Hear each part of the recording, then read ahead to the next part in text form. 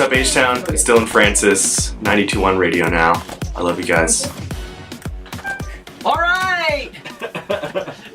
We are here with Dillon Francis, the all-new 92.1 Radio now. Yes. Welcome back to H-Town. Thank you, man. It's so humid. Just like you remember it's it, right? so humid. Yeah. I don't know if that's good or bad for my cold, but I'm going to assume it's, like, bad. Well, it's so but welcome back to H-Town. Thank you, man. Last time you were here, I think you were at... Stereo Live? Yes. Yeah.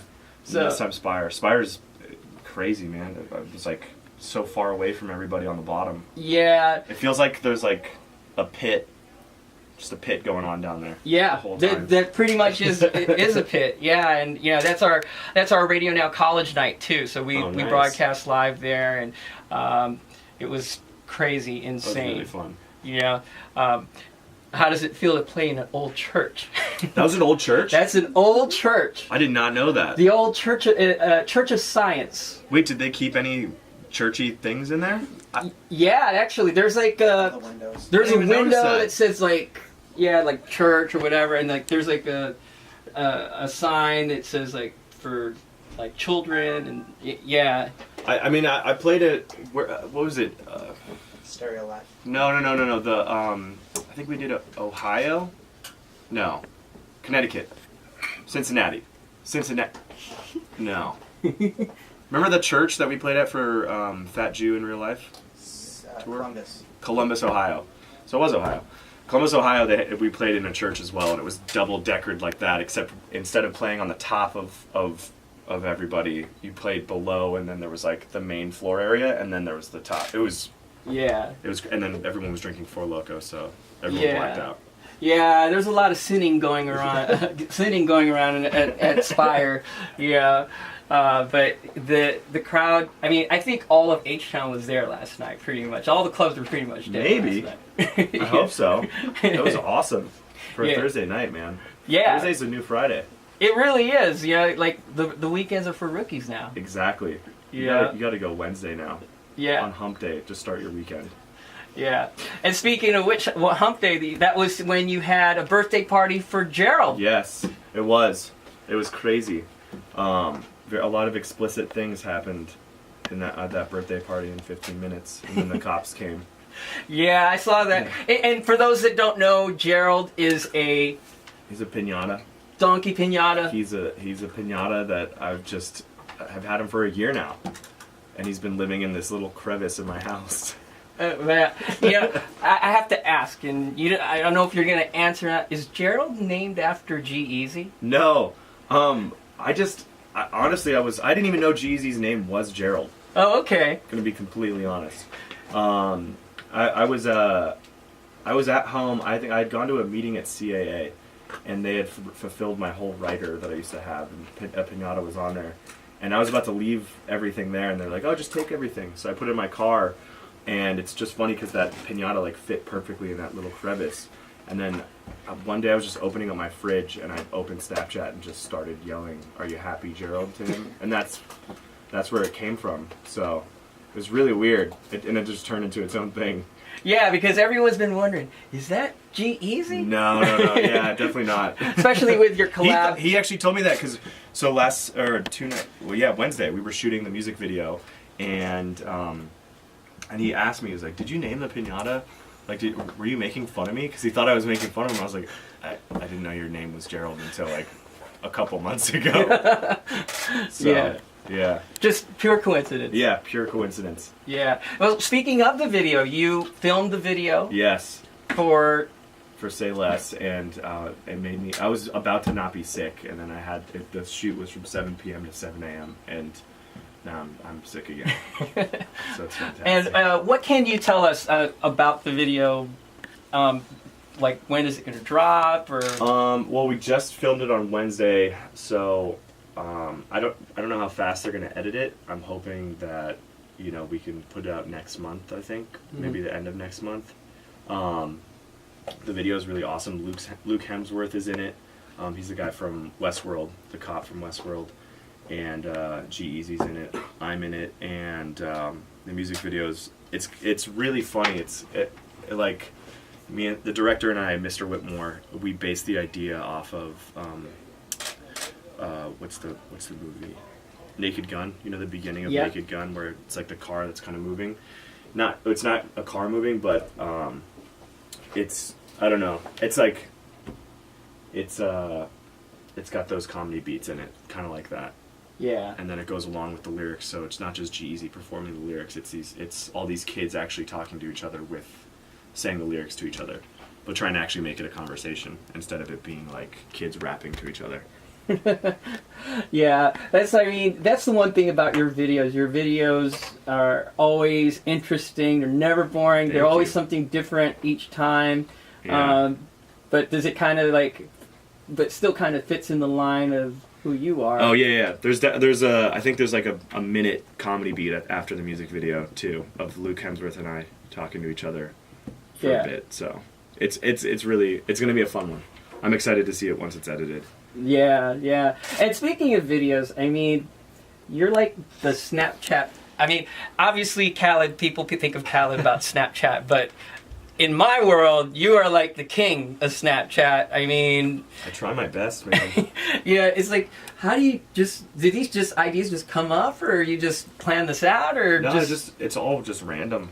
I'll just be sitting there and I'll just think of something to do, and then I'll just do it. It's not. I don't really rehearse any of the stuff that I do on there. Right. I've always just loved doing that. Like when Instagram or Vine came out with videos, that's when I started doing it really. And then Snapchat just makes it way easier because of the way that you can make a storyline in the app so easily. Yeah, and it's like you do it on Snap, and then you upload it to Insta Story, and then it's like, what are we doing with all these apps now? It's out of control now. Yeah, the Insta Story thing, it's still confusing to me. I like Snapchat so much better. Yeah, I agree. I mean, and then they just did the update. With I used one of the face things, and I was just like, I'm going back to Snapchat. Yeah, exactly. Yeah. I mean, and you also you used to do a lot of stuff with the Phantoms. Yeah. Well, I've just been touring a lot, so it's hard to do videos when, they don't tour with me. So, or miss their flights. Yeah, exactly. So, we'll try to do one today. I'm so under the weather still. I don't know because they're at Hangout right now as well. Yeah. But, we'll see. Right. We'll see. Right. So what else do you got planned? Obviously you're touring. Is this like a U.S. tour, world tour, or? No, right now it's just like one-offs. I just got back from Australia 4 days ago. So just this is the last little run of it, not of the Australia tour, but like this is just like a little run. I'm going to Mexico City to go work on some new music because I'm trying to finish my album, and then I think June and July I got just like my Vegas stuff and random one-offs during the weekend, but just trying to really hunker down and finish a lot of new music that I played at Coachella. Yeah, yeah, and the other thing too is like you're an amazing DJ, but like some of your bootlegs are like just mental. Like I'm like, how do you even come up with some of these things? Thank you. Yeah, I remember over the Christmas holidays, you played Mariah Carey, "All I Want for Christmas," and goes into it's still one of my favorite. Calvin Harris. I mean, that was amazing. And then obviously you also did, I think it was Coachella, the single ladies yeah, with Slide. Like I had to coax Calvin to give me that instrumental. It was so funny. I was sending him because I really wanted to play Slide, but I wanted to play an edit, and I kept sending him all these edits that sounded horrible. Like, I put Tipsy on it as a joke, and I was like, Tipsy doesn't work on this, you gotta give me it. And then I put Single Ladies on it, and I was like, this sounds really good. And he was like, actually, you know what? I'll give you the instrumental as long as you don't give it to anybody, and you can only play it at Coachella. And that's how it happened? Yeah. Yeah. Because he locked those songs up. So I'm just stoked he let me do that edit because that was one of my favorite ones. Yeah, I mean that was one of my favorites. I was like, wow, where do you even like come up with this? Like, the mind of Dillon Francis. It's like, where do you come up with these ideas? Just love Beyonce, man. You just gotta love Beyonce more. It seems like. And yeah, I mean, and you're in H-Town, the Queen Bee, her hometown. Are we gonna hear more Beyonce mashups then? Yeah, absolutely.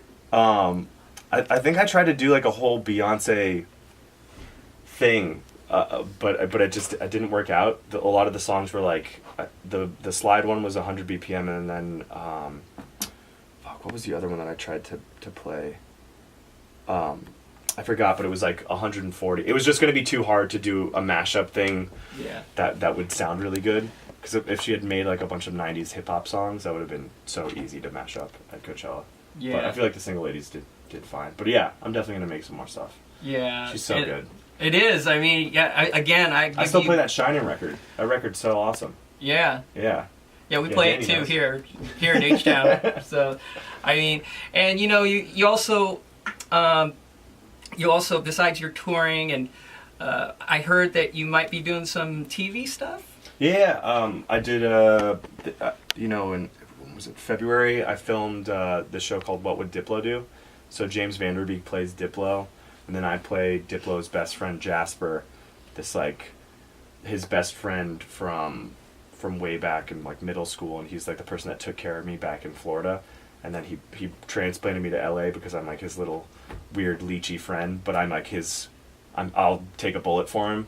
That's the type of friend I am in the series. So I think that comes out sometime in August, and then we just sold DJ World, so we're gonna have season 2 for that with Go 90, and then I think there's a bunch of other stuff on my YouTube channel, and that's it right now. Yeah. Well, I'm hoping you actually make it to the silver screen next. Thank you, man. That'll be the next thing. It's going to be hard with all these tattoos, but hopefully I get big enough where they can be like, all right, cool, we'll just paint them off every time. Or you could be in a movie that requires them. That's true. I just need to get buffer. I need to like turn into Tom Hardy's, like where I could look like his like little, his liaison. Hey, if Machine Gun Kelly could do it. That's true. That's true. I mean, he's model, actor, rapper, so... That's the other. I just need to start rapping and get into better shape, and I can do this. Yeah, so... And what's next after... I mean, obviously you're working on the album. Are you halfway done? Are you kind of getting close to it? Or are you just... I would say it's like 35% done. Okay. Yeah, it's a lot of the vocal stuff that I have to focus on now. And then just figuring out which songs I want to be on the album and which ones I want for later. So it's like nitpicking right now, but I think once I get to the 50 mark, it'll be easy to get to 100% done. Well, I think. Might not. Who knows, right? You yeah. You start. That's the whole creative process. Like you think you have something. Yeah. And like on my last album, I was 90% done, and that last 10% took so freaking long. Sorry. I can edit it out. Yeah. It took so long to get to that last 10% done because you just start getting in your head on like if something sounds good enough or if you need to actually produce it more. It's that like horrible feeling of is someone going to hate it or love it, or maybe I should change it now because I've been sitting on it for so long and it doesn't sound contemporary, and you just get in your head. So I'm hoping that doesn't happen this time. Yeah, well, I mean, you learned. Is there anything you learned? This is your second album. It's gonna be my second album. So, is there anything you learned from the first album that? Less songs is definitely better.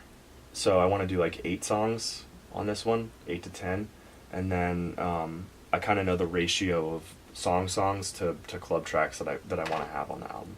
Yeah, well, we're excited. We're awesome.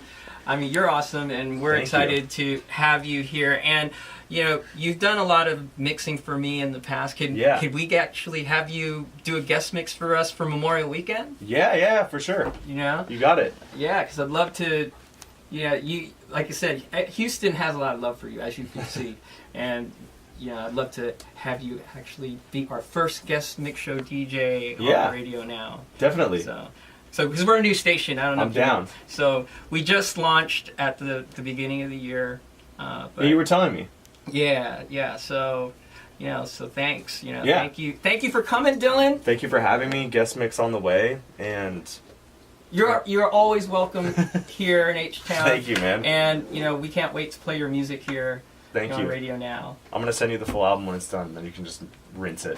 Yeah. Yeah. I'll have my son will probably be playing it. Yes, definitely. Get him a little DJ setup. He has one actually. He does? Yeah. What kind?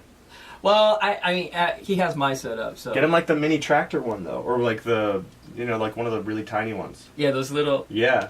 little controllers. Yeah, I love those. Yeah, I might do that. But maybe get some DJ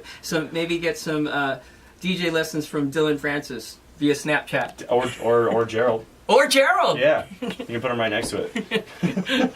Awesome. Well, thank you, Dillon Francis, Thank coming you, to man. Radio Now. Appreciate it.